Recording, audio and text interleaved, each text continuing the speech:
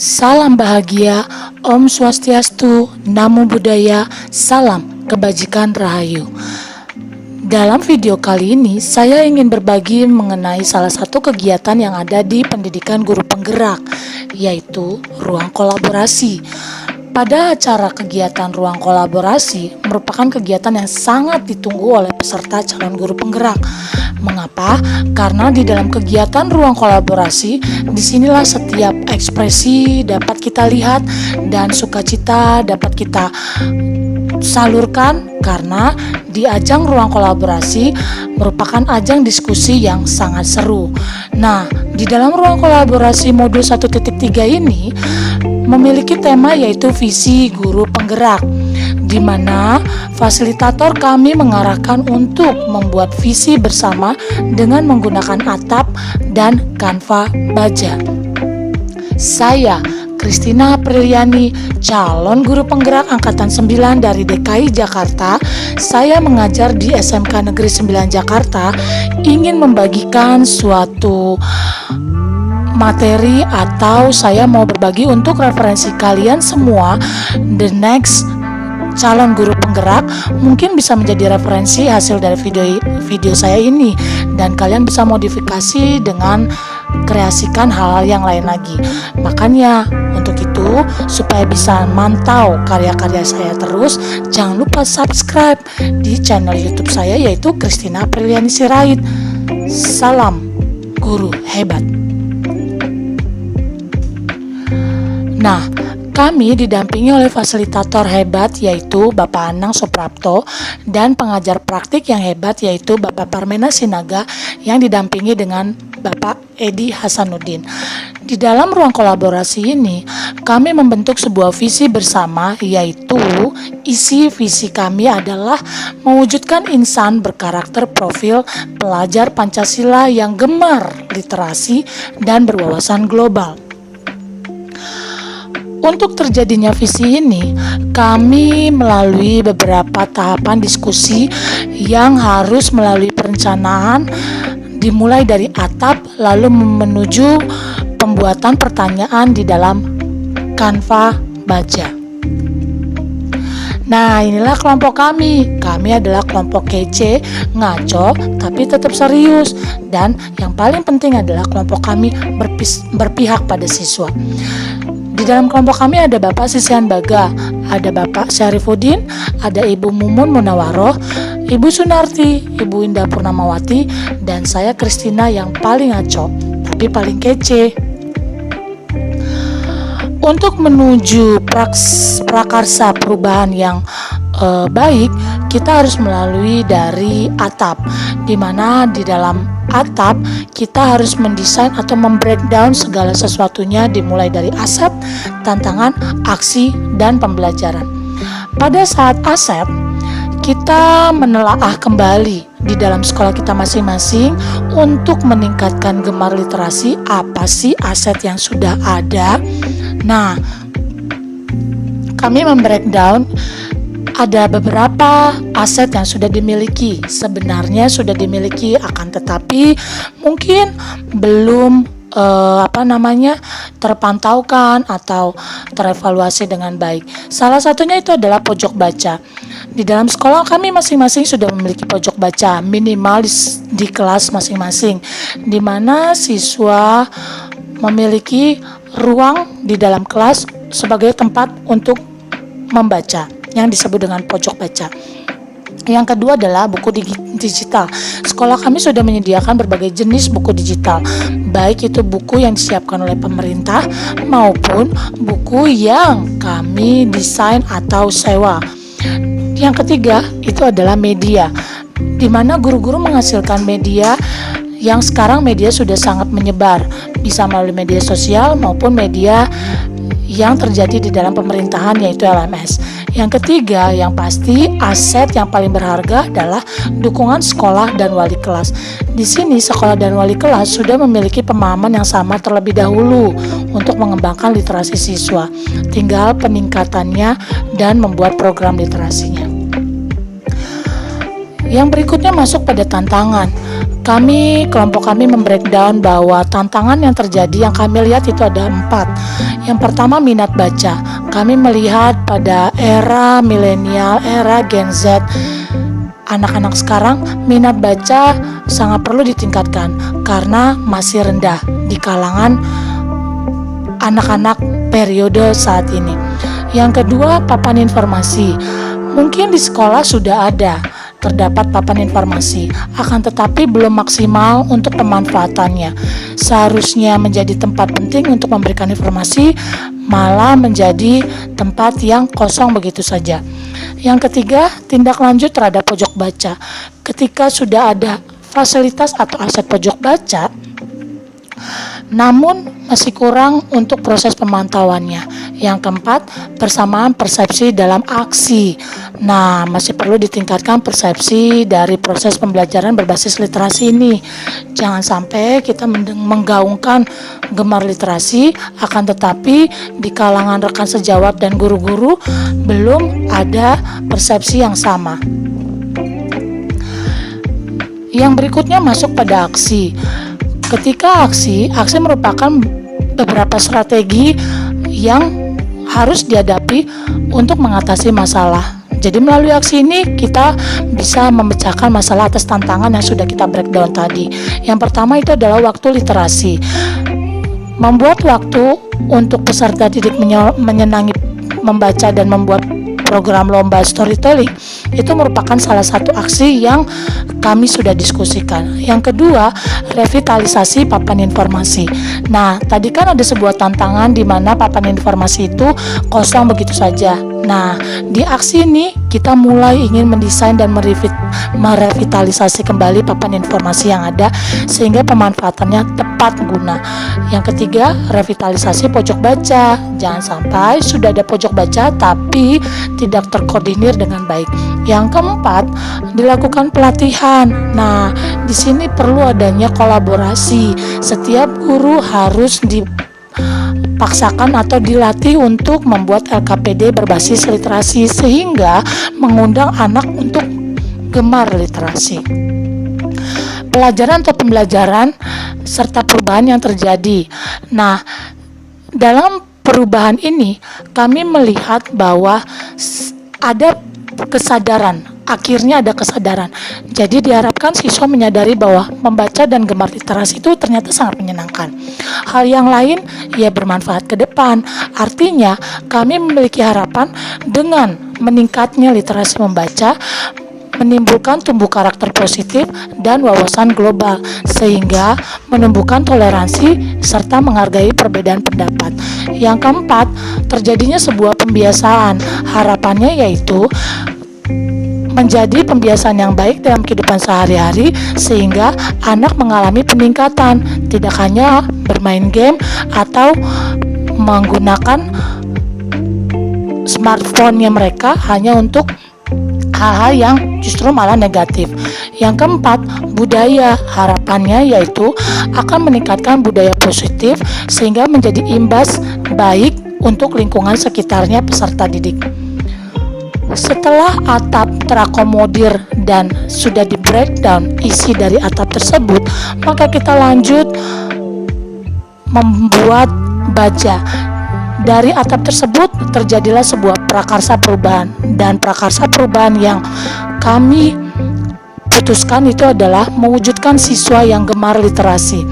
Nah, sebuah prakarsa yang bisa dibilang gebrakan baru sehingga akan menghasilkan pro dan kontra di ekosistem sekolah kami masing-masing. Untuk itu, setiap pro dan kontra itu dapat diminimalisir dengan yang namanya baja. Yang pertama B, buat pertanyaan utama. Nah, untuk buat pertanyaan utama, pertanyaan pematiknya adalah bagaimana meningkatkan dan mewujudkan siswa gemar literasi membaca. Itu dulu, kita harus memahami terlebih dahulu caranya bagaimana. Yang kedua, kekuatan apa yang kita miliki untuk mewujudkan siswa gemar literasi membaca.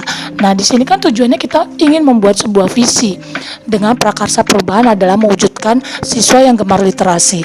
Sehingga dari pertanyaan, buat pertanyaan ini, tindakan atau penyelidikan yang perlu dilakukan adalah adalah satu, membuat forum komunikasi dan kolaborasi dengan kepala sekolah pastinya, seluruh guru, dan orang tua juga dilibatkan, serta peserta didik itu sendiri, di mana forum itu dilakukan secara terjadwal dan kalau perlu dibuatkan grup WA atau Telegramnya. Yang kedua, membuat program kegiatan literasi berupa lomba atau sharing sehingga pembelajaran menjadi aktif. Yang ketiga, mengaktifkan perpustakaan. Nah, mungkin di sekolah sudah ada perpustakaan konvensional, tapi kita harus mengaktifkan perpustakaan dari segi digital. A. Ambil pelajaran.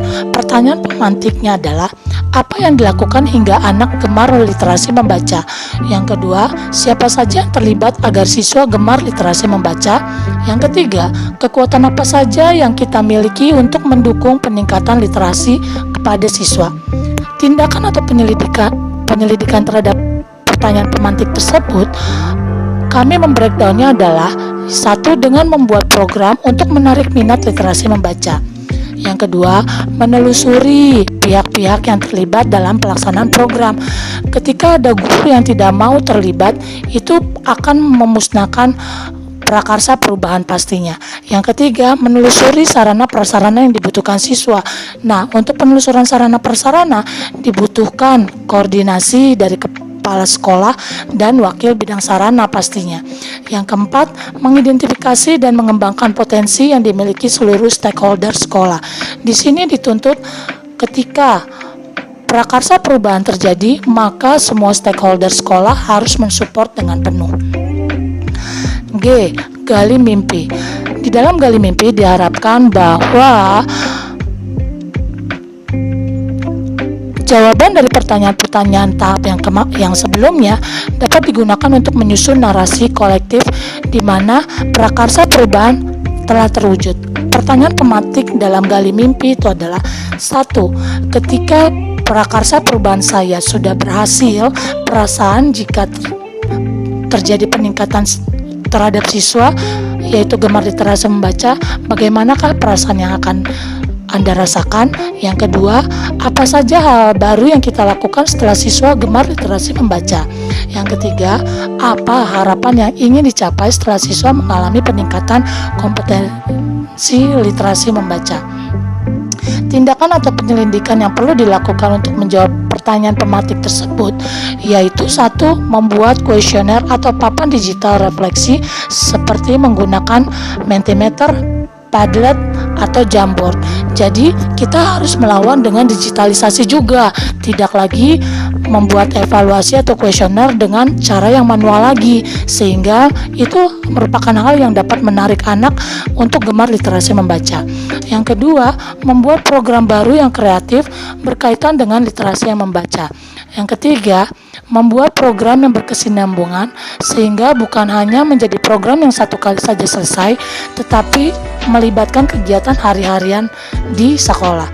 Yang keempat, harapannya timbul karakter positif yang tumbuh sehingga dengan meningkatnya literasi membaca, maka anak-anak akan berwawasan global sehingga dapat berpikir secara kreatif, dapat kritis dan bijak dalam menghadapi setiap permasalahan yang ada. J. Jabarkan rencana. Pertanyaan pemantik pada jabarkan rencana yaitu satu, apa langkah yang paling sederhana yang dapat dijalankan? Yang kedua, berapa lama sih target program untuk meningkatkan literasi siswa ini? Yang ketiga, apa tindakan yang bisa mendukung rencana tersebut? Yang keempat, bagaimana cara mengukur apabila peningkatan literasi anak itu sudah ada? Tindakan atau penyelidikan yang perlu dilakukan untuk menjawab pertanyaan pemantik tersebut yaitu hasil diskusi kami yaitu satu, berdiskusi dengan rekan sejawat pastinya dan warga sekolah dengan mempertimbangkan data-data yang ada, hasil observasi dan diagnostik untuk menentukan program dan alat ukur literasi membaca yang tepat yang mana. Yang kedua, untuk jangka waktu di breakdown kurang lebih 2 tahun, tetapi tahun maksimal itu adalah 5 tahun. Dengan proses menentukan akar masalahnya, ketika ada timbul masalah, bagaimana pemecahannya, rencana perubahan, solusi, dan tindak lanjut pastinya. Yang ketiga, membuat kegiatan sharing atau lomba seperti penampilan karya tulis, atau storytelling, sehingga meningkatkan minat anak untuk literasi membaca. Yang keempat, sekolah melihat hasil ANBK. Nah, di sini hasil ANBK merupakan raport dari siswa.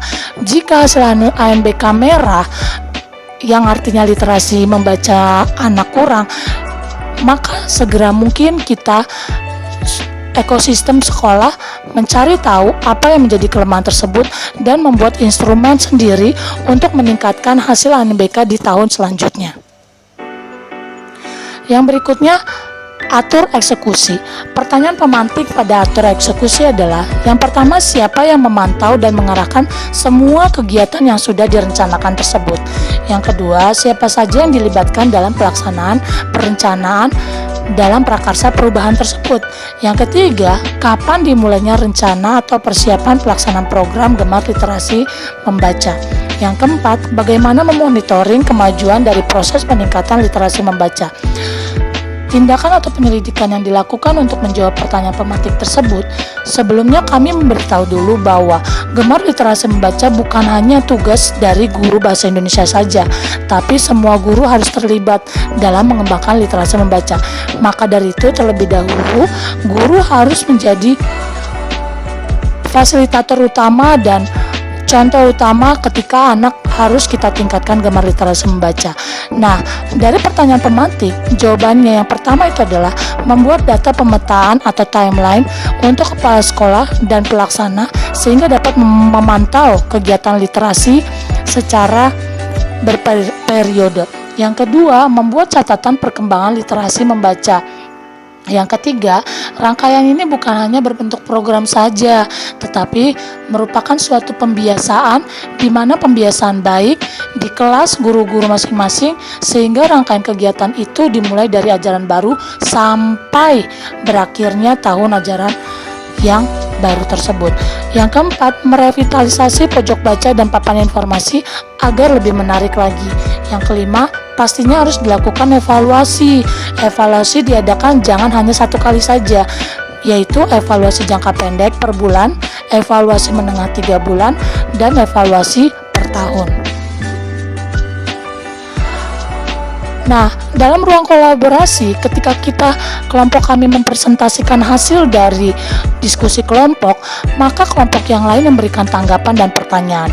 Nah, berikut adalah beberapa tanggapan dan pertanyaan dari rekan-rekan kami. Di dalam kelompok kami yang memberikan tanggapan dan pertanyaan adalah Ibu Siti Aisyah dari SMP Negeri 100 Jakarta dan Ibu Endang Purwaningsi. Ini adalah hasil dari kegiatan ruang kolaborasi kami.